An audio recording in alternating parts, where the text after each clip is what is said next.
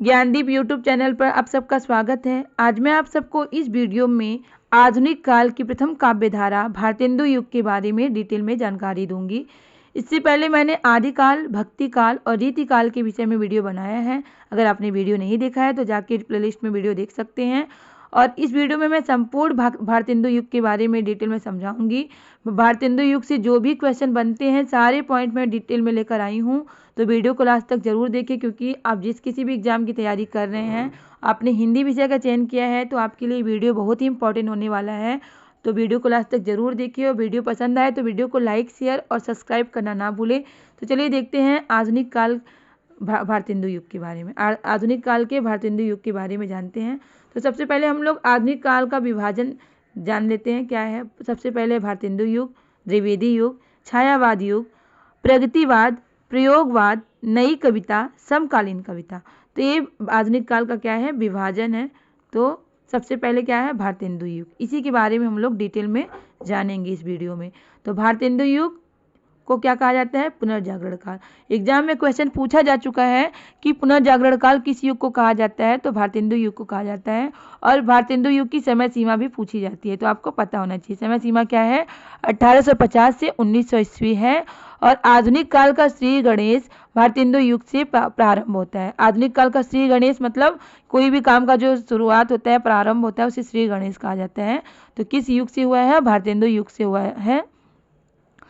हिंदी साहित्य में ये देखिए जो भी पॉइंट है ना, एक क्वेश्चन इससे इस तरह के क्वेश्चन बने हैं, तो इसलिए मैं एक पॉइंट लेकर आई हूँ, इसे आप लोग नोट कर लीजिएगा।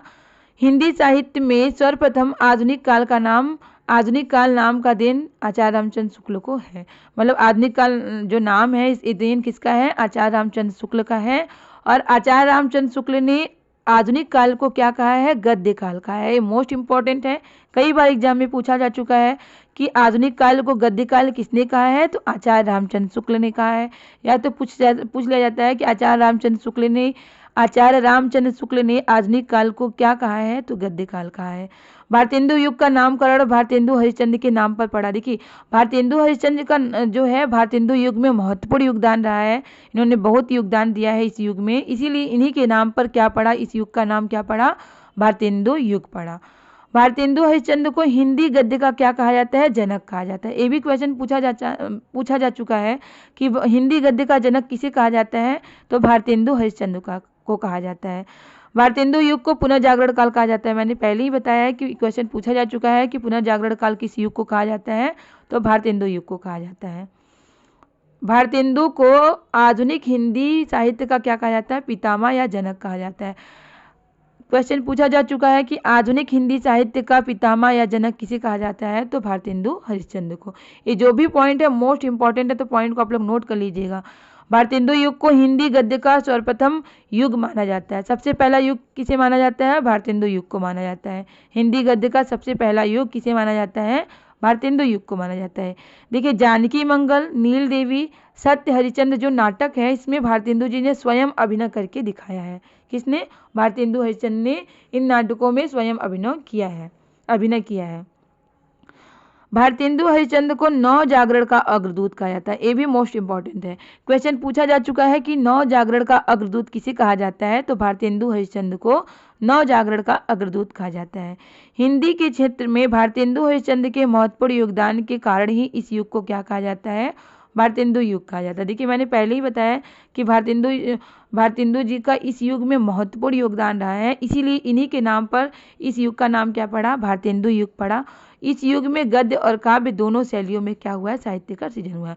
मतलब इस युग में गद्य और काव्य दोनों शैलियों में साहित्य का क्या हुआ है, सृजन किया गया है, मतलब रचनाएं की गई है।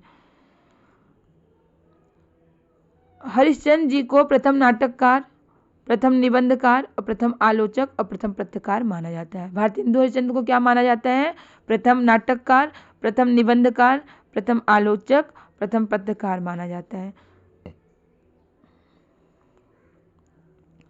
इन्हें हिंदी रंगमंच का जनक माना जाता है। पूछा जाता है कि हिंदी रंगमंच का जनक किसे माना जाता है, तो भारतेंदु हरिश्चंद्र जी को माना जाता है। भारतेंदु जी को हिंदी गद्य का जनक माना जाता है, पितामह माना जाता है, तो मैंने पहले ही बताया, तो इसे नोट कर लीजिएगा। और ये मोस्ट इंपॉर्टेंट है, इसे आप लोग नोट कर लीजिएगा, कई बार पूछा जा चुका है कि ये उर्दू में किस उपनाम से कविता करते थे। भारतेंदु हरिश्चंद्र उर्दू में किस उपनाम से कविताएं करते थे, तो रसा उपनाम से क्या करते थे, कविताएं करते थे। मोस्ट इम्पॉर्टेंट है। इस युग के साहित्यकारों ने गद्य के लिए खड़ी बोली, देखिए इस युग में गद्य के लिए खड़ी बोली और काव्य के लिए ब्रजभाषा का प्रयोग किया गया। गद्य के लिए खड़ी बोली पूछा जाता है कि भारतेंदु युग में गद्य के लिए किस भाषा को अपनाया गया, तो खड़ी बोली, और काव्य के लिए किस भाषा को अपनाया गया, तो ब्रजभाषा को। तो देखिए भारतेंदु जी ने, देखिए जो ये था भारतेंदु युग का समय था 1850 से 1900 ईस्वी। तो इस समय क्या था, हमारा देश आज़ाद नहीं हुआ था, ब्रिटिश सरकार का शासन चल रहा था, अंग्रेजों का शासन चल रहा था, हमारा देश गुलाम था। तो ये भारतेंदु युग के जो कवि थे, रचनाकार थे, इन्होंने अपनी कविताओं और पत्रिका के माध्यम से क्या किया है, ब्रिटिश सरकार का विरोध किया है। जैसे देख लीजिए यहाँ पे क्या है, भारतेंदु जी ने कवि वचन सुधा, हरिश्चंद्र मैगजीन और बाला बोधनी पत्रिका इनकी हैं, और इन्हीं पत्रिकाओं के माध्यम से इन्होंने क्या किया है, ब्रिटिश साम्राज्य का विरोध किया है। और बद्री नारायण चौधरी प्रेमघन की क्या है पत्रिका, आनंद कादम्बिनी इनकी पत्रिका है। और प्रताप नारायण मिश्र की पत्रिका क्या है, ब्राह्मण। और बालकृष्ण भट्ट की पत्रिका क्या है, हिंदी प्रदीप।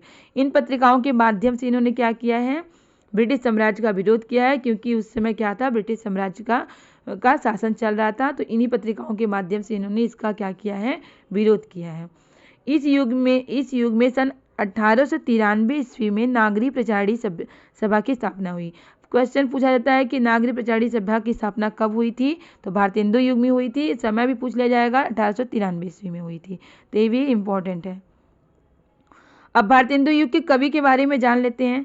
भारतेंदु युग के कवि, तो याद करने भारतेंदु युग के कवियों के बारे में पूछा जाता है अगर कि अब भारतेंदु युग के कवि कौन है। अगर आपको भारतेंदु युग के कवियों का नाम याद रहेगा तो आपको ऑप्शन दिया रहेगा, पूछेगा इसमें कौन से भारतेंदु युग के कवि हैं।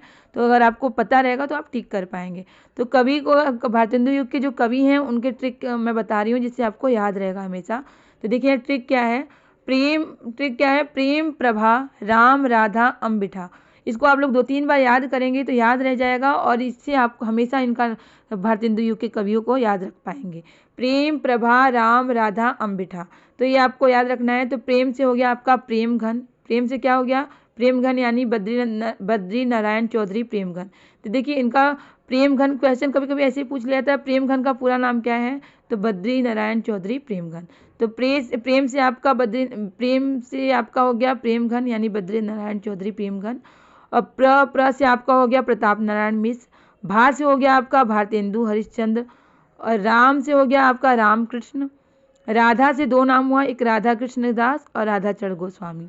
अम्बी से हुआ आपका अंबिका दत्त व्यास। और ठा से हुआ आपका ठाकुर जगमोहन। तो ये भारतेंदु युग के कवि हैं जिसको याद करने का ट्रिक मैंने बताया है। तो इसे आप लोग 2-3 बार पढ़ेंगे तो हमेशा के लिए याद रहेगा और भूलेगा भी नहीं। और अन्य कवि कौन है भारतेंदु युग के, बालकृष्ण भट्ट, किशोरीलाल गोस्वामी। अब देखिए भारतेंदु हरिश्चंद्र का ही विशेष योगदान रहा है इस युग में, इसलिए इनके बारे में हम लोग जान लेते हैं। इनका जन्म कब हुआ था, इनका जन्म हुआ था, तो भारतेंदु जी का जन्म हुआ था 9 सितंबर 1850 ईस्वी में वाराणसी उत्तर प्रदेश में। और मृत्यु कब हुआ था, 6 जनवरी 1885 वाराणसी उत्तर प्रदेश में। मतलब 1850 में इनका जन्म हुआ था और 85 में इनकी मृत्यु हो गई। तो मतलब केवल 35 वर्ष का जीवन ही जिए। तो सबसे कम उम्र इनका जीवन रहा है भारतेंदु युग में। और पिता इनके कौन है, गोपाल चंद्र। पिता कौन है, गोपाल चंद्र। गुरु का नाम देखिए पूछ लिया जाता है, इनके गुरु का नाम क्या है, राजा शिव प्रसाद सितारे हिंद। और आधुनिक गद्य के जनक माने जाते हैं। इनका मूल नाम क्या है, हरिश्चंद्र है। भारतेंदु हरिश्चंद्र का मूल नाम क्या है, हरिश्चंद्र है। और देखिए इनको भारतेंदु की उपाधि कब दी गई थी, 1880 ईस्वी में इनको भारतेंदु की उपाधि दी गई। ये क्या थे, एक अच्छे पत्रकार भी थे। आपको पता है इनकी पत्रिकाएं क्या क्या हैं, कवि वचन सुधा, हरिश्चंद्र मैगजीन और बाला बोधनी। तो इनकी पत्रिका है। और ये मोस्ट इंपॉर्टेंट, इसे आप लोग जरूर नोट कर लीजिएगा, कई बार एग्जाम में पूछा जा चुका है। ये उर्दू में रसा उपनाम से रचना करते थे। मतलब उर्दू में भी इन्होंने रचनाएं की हैं, तो किस नाम से करते थे, किस उपनाम से रचनाएं करते थे, रसा उपनाम से। अब चलिए भारतेंदु द्वारा प्रकाशित पत्रिका के बारे में जान लेते हैं। भारतेंदु द्वारा प्रकाशित पत्रिका क्या है, कवि वचन सुधा, हरिश्चंद्र मैगजीन, हरिश्चंद्र कर लीजिएगा इसको, हरिश्चंद्र मैगजीन और बाला बोधनी पत्रिका इनकी क्या है, इनके द्वारा प्रकाशित पत्रिका है। पत्रिकाओं से भी क्वेश्चन पूछ लिया जाता है कि कवि वचन सुधा किसके द्वारा प्रकाशित पत्रिका है, तो भारतेंदु हरिश्चंद्र द्वारा। हरिश्चंद्र मैगजीन किसके द्वारा प्रकाशित पत्रिका है, तो भारतेंदु हरिश्चंद्र द्वारा। बाला बोधनी पत्रिका किसके द्वारा प्रकाशित पत्रिका है, तो भारतेंदु जी के द्वारा। अब देखिए इनके अन्य देन क्या क्या है, इनके बहुत सारे देन रहे हैं भारतेंदु युग में, तो उसके बारे में हम लोग जान लेते हैं। भारतेंदु ने कविता वर्धनी सभा की स्थापना की है। कविता वर्धनी सभा की स्थापना किसने की है, भारतेंदु ने की है। कब की थी, 1870 ईस्वी में की है। भारतेंदु ने पेनी रीडिंग क्लब की स्थापना की थी। कब की थी, 1893 ईस्वी में। तो ये सब भी आप लोग याद रखिएगा क्योंकि क्वेश्चन बनते हैं एग्जाम में। भारतेंदु ने तदी समाज की स्थापना की थी 1877 ईस्वी में। भारतेंदु ने काशी नेशनल थिएटर की स्थापना की।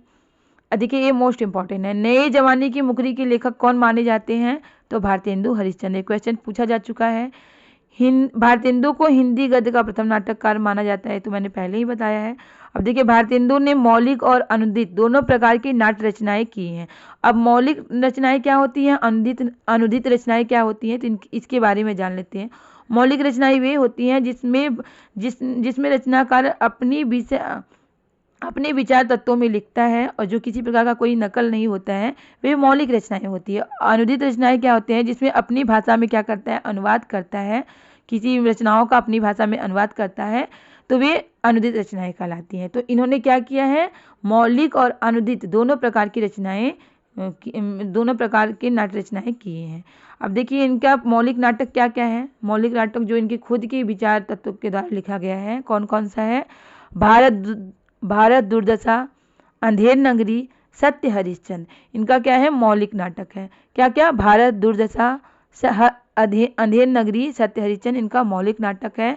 और इन्होंने अपनी काव्य रचनाओं में भक्ति, श्रृंगार, भक्ति, प्रेम, समाज सुधार इत्यादि विषयों पर काव्य रचनाएं की है। मतलब इनके काव्य में श्रृंगार भी था, भक्ति भी था, प्रेम भी था और समाज सुधार की भावना भी इनकी रचनाओं में देखने को मिलती है। किसकी, भारतेंदु हरिश्चंद्र की। अब देखिए इन्होंने हास्य व्यंग रचनाएं भी इन्होंने लिखी हैं। तो अगर पूछा जाएगा कि भारतेंदु हरिश्चंद्र की हास्य व्यंग रचनाएं कौन सी हैं, तो आपको पता होना चाहिए कौन कौन सी है। बंदर सभा, बकरी बिलाव, चतुरंग और मोक प्रश्न जो है इनकी, ये चारों क्या है, इनकी हास्य व्यंग रचनाएं हैं।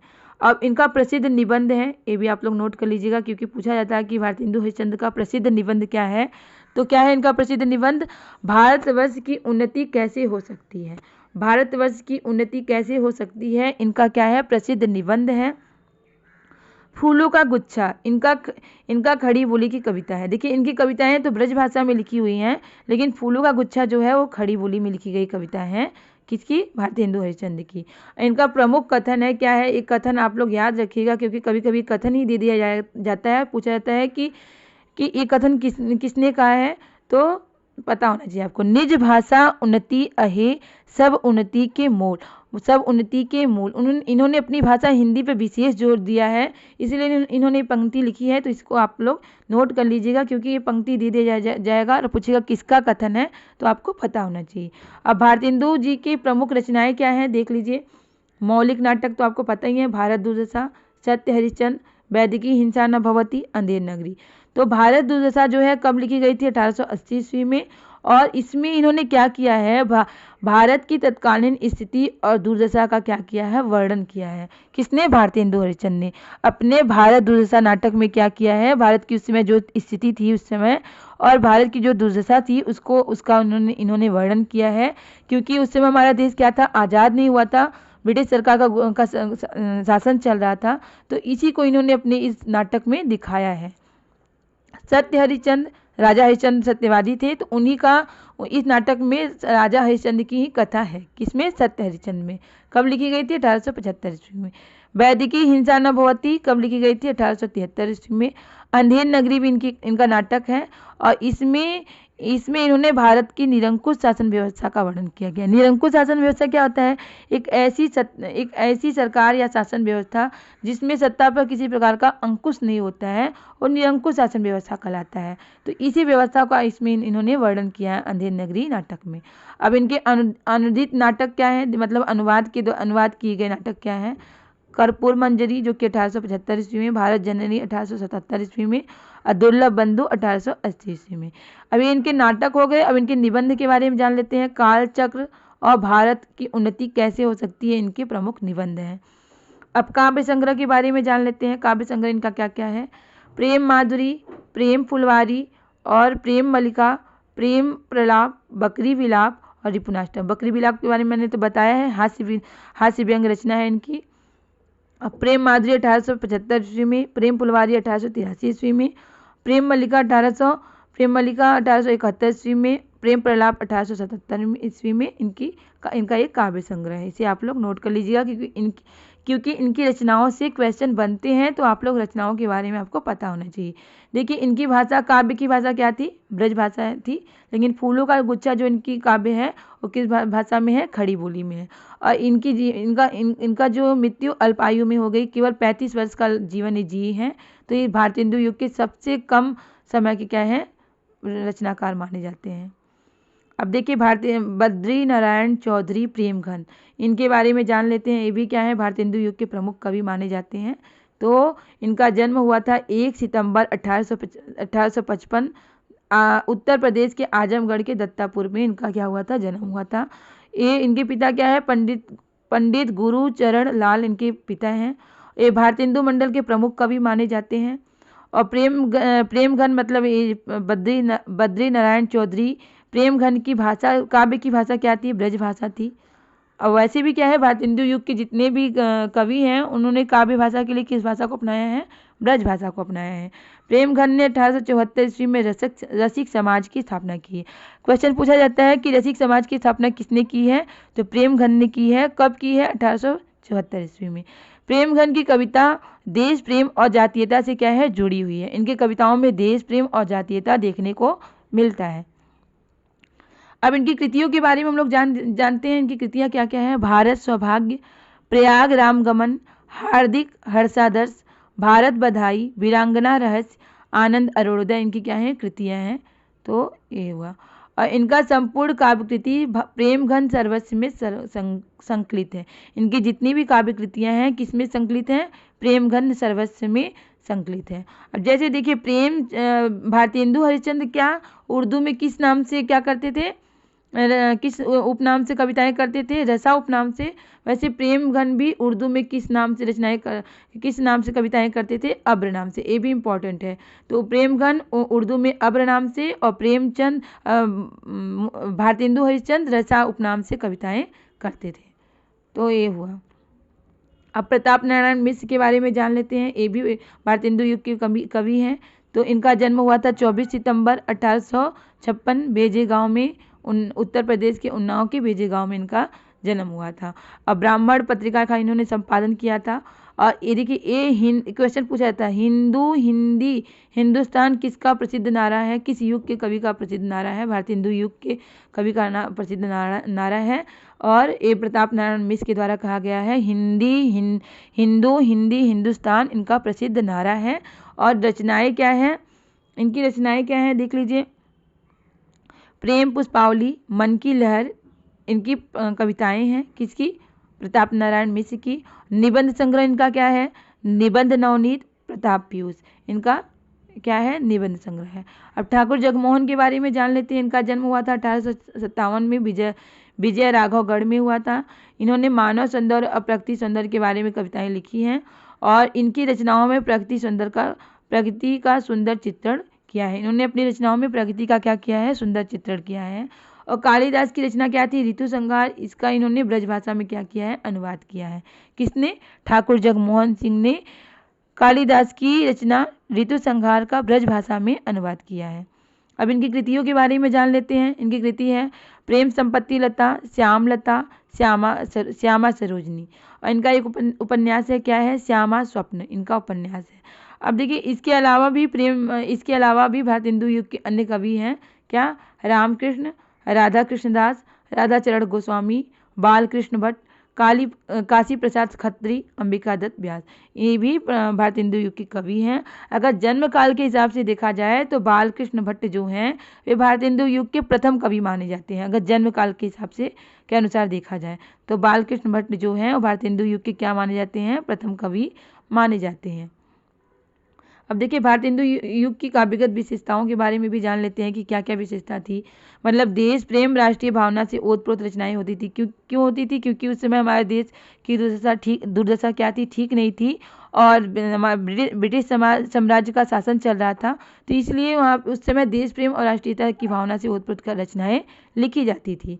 भारतेंदु युग में एक और देश प्रेम, देशभक्ति, सामाजिक चेतना की जीती जागती तस्वीर थी, तो दूसरी ओर क्या थी, श्रृंगारिक और प्रगति चित्रण है। मतलब देश प्रेम, देशभक्ति और सामाजिक चेतना की तो था ही कविताओं में, साथ ही साथ श्रृंगारता भी था और प्रगति चित्रण का भी वर्णन किया गया है इस युग में।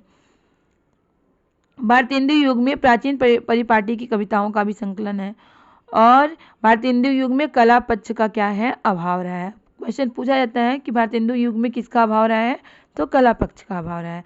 काव्य में ब्रज भाषा का बोलबाला रहा है। मतलब काव्य जो लिखे जाते थे किस भाषा में लिखे जाते थे, ब्रज भाषा में लिखे जाते थे। भारतेंदु युग ने हास्य व्यंग्य रचनाएं भी की हैं, जैसे इनका बकरी बिलाप, बंदर सभा, ये सब क्या है, हास्य व्यंग्य रचनाएं हैं भारतेंदु युग भारतेंदु हरिश्चंद्र की, लेकिन और भी कवियों ने हास्य व्यंग्य रचनाएं लिखी हैं। अब देखिए पंक्तियाँ, कुछ ऐसी पंक्तियाँ हैं जो भारतेंदु युग की जिससे क्वेश्चन बनते हैं। पंक्तियों को दे दिया जाएगा, पूछा जाएगा कि किस युग की पंक्ति है, किस कवि के द्वारा लिखी गई है पंक्ति, तो आपको पता होना चाहिए। जैसे यहाँ पे देखिए, 8 मास बीते जजमान, अब तो करो दक्षिणादान, तो ये पंक्ति किसके द्वारा कही गई है, प्रताप नारायण मिश्र के द्वारा। प्रसिद्ध नारा है ये प्रताप नारायण मिश्र का, और ये नारा इन्होंने कब किस लिए दिया था, चंदा प्राप्ति हेतु इन्होंने नारा किया था। 8 मास बीते जजमान, अब तो करो दक्षिणादान, प्रताप नारायण मिश्र का। हिंदी नई चाल में चली, भारतेंदु हरिश्चंद्र के द्वारा कही गई पंक्ति है। हिंदी नई चाल में ढली या चली, किसके द्वारा, भारतेंदु हरिश्चंद्र के द्वारा। जपो निरंतर एक जुबान, हिंदी हिंदू हिंदुस्तान। देखिए हिंदी हिंदू हिंदुस्तान प्रताप नारायण मिश्र का प्रसिद्ध नारा है, और जपो निरंतर एक जुबान, हिंदी हिंदू हिंदुस्तान, ये मोस्ट इम्पॉर्टेंट है। पूछा जाता है किसके द्वारा कहा गया है, तो प्रताप नारायण मिश्र के द्वारा कहा गया है। भारत दुर्दशा हाँ हाँ देखी नहीं जाती, ये किसने कहा है, भारत दुर्दशा से ही समझ में आया है कि किसका नाटक है, भारतेंदु हरिश्चंद्र जी का नाटक है। और ये भारत दुर्दशा से ही ली गई पंक्ति है। किसकी द्वारा कहा गया है पंक्ति, भारतेंदु के द्वारा कहा गया है। किस नाटक से लिया गया है, भारत दुर्दशा से लिया गया है।